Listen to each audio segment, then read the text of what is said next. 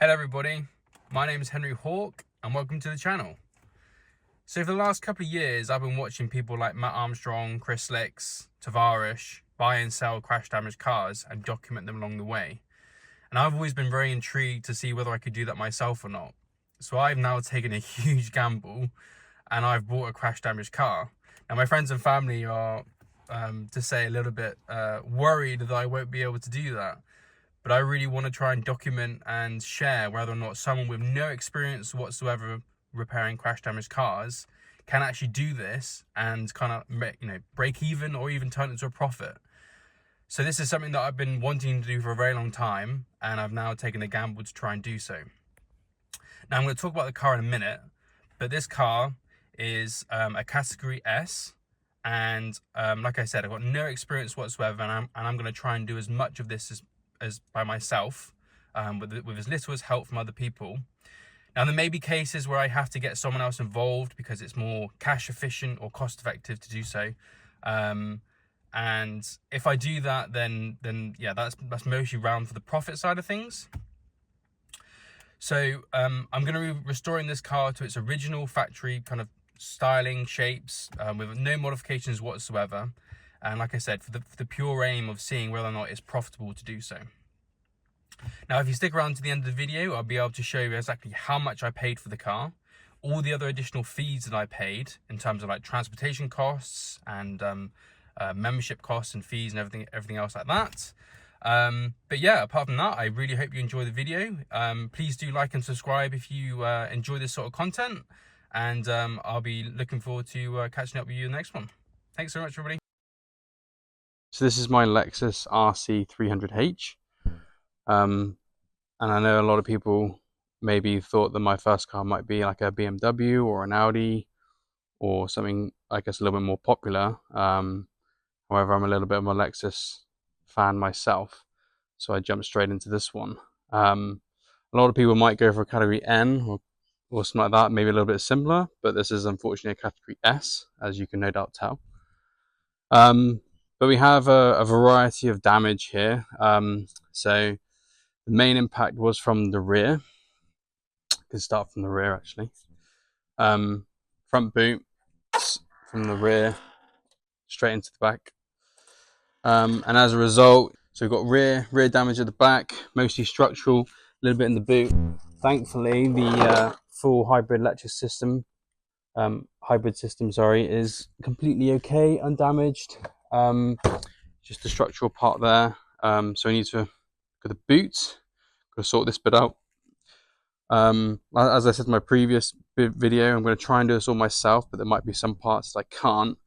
Maybe around this little bit of an area down here where it's been pushed in, where the actual the actual carbon, the frame itself has been pushed in.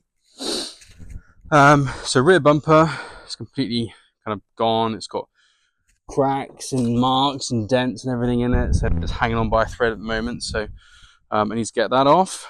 And then around the front, we've got full frontal impact damage. So we've got pushed from behind, now hitting the front. So it's obviously got full structural part damage here on the front crash bar. Lights, I've had to try and get the lights working. Thankfully enough, the car runs and drives. The lights do work.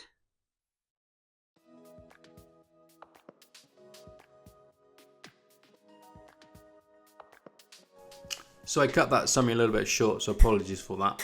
But when I got the car, I was just so excited just to start taking off some of these damaged panels to see how much trouble I got myself into when I bought this car. So the first thing I'm turning my attention to is the bonnet. Now, there is quite a bit of damage and impact to this, and I'm kind of unsure whether or not this is going to be repairable. But to remove it was pretty simple. There was just 4 screws attached to the bonnet struts, and luckily enough I did have a helper for this one. But yeah, so the bonnet struts are completely broken, unfortunately. There is a pedestrian crash system that was activated and that has destroyed those. So those will definitely need to be replaced. But to remove the bonnet, it was actually pretty simple, just 4 screws, like I say. There was a black tube in the bottom right hand side of the bonnet, as you can see. I was a little bit unsure about what that was, but it seems to be some sort of, I think it's filter, or yeah, I'm not 100% sure what that is, but anyway, I was able to remove that pretty quickly, and we were able to disconnect the bonnet. Now, unfortunately, a lot of this is going to be kind of trial and error, and there's no best way of doing this. This bit here is the front grille and the front bumper. Unfortunately, it completely snapped off, so that's definitely going to need to be replaced. And then there were lots of kind of small free floating items that could be removed. This here is a foam impact absorber. I think it's for small debris and small items to stop any sensors being tripped. But yeah, so the first thing that I noticed trying to remove this front bumper is obviously it's connected under the front of the car, but obviously there's some daytime running lights that I need to disconnect first. So I managed to figure out some of these clips. Unfortunately, they're all a little bit different, and I managed to disconnect the front left one there. Now I turn my attention to the front screws. Unfortunately, a lot of this bonnet stuff, bumper stuff, sorry, was completely broken, completely smashed up. A lot of the clips that kind of tie the bumper to the car had completely snapped. And I guess it was fortunate anyway, because the whole bumper was completely broken, so that's definitely going to need to be replaced. So I moved quite a few of those, and then I turned my attention to the front right daytime running light. So the way that this works on this car is you have two front daytime running lights that are connected via the electrical system, and then you have one cable that runs from the car to the front bumper to kind of feed power and all the electrical signals as well. So I was able to figure out a way of disconnecting the front bumper electrical system from the car, and then I was able to move that out a little bit to give me some more room to work. So as I was moving it out, I kind of thought I was done. Unfortunately, there was still one more screw on the left-hand side of the screen that still needs to be removed. And then I found that there was a front washer reservoir that was connected to the front bumper as well. So on this car, if you wash your screen with the lights on, it will actually clean and wash the lights, which is pretty neat. But it did mean that I had to figure out a way of removing that hose. It took me a little bit of time to figure out, and I did manage to get there in the end. This is the hose here right now. So I tried to use a black cable tie to remove that, and to kind of pin it down and stop the flow. Unfortunately, I got to this bit and I was struggling. It was not going well, so I quickly put it back in to to prevent any more water coming out, and I then did do a cable tie and a Allen key, which is not the most professional thing, but it certainly did the job.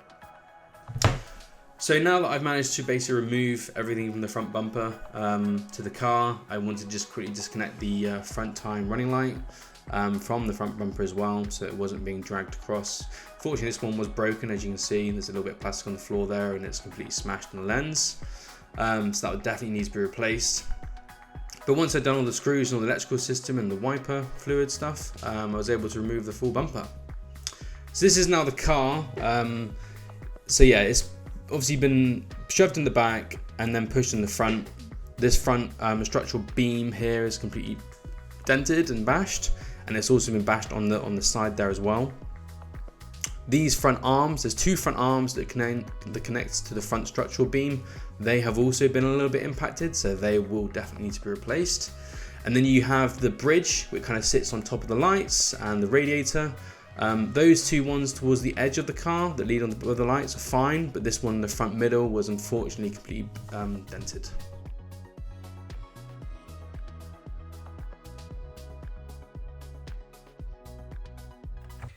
So the main question that everyone's probably been waiting for right now, how much did I pay for this car?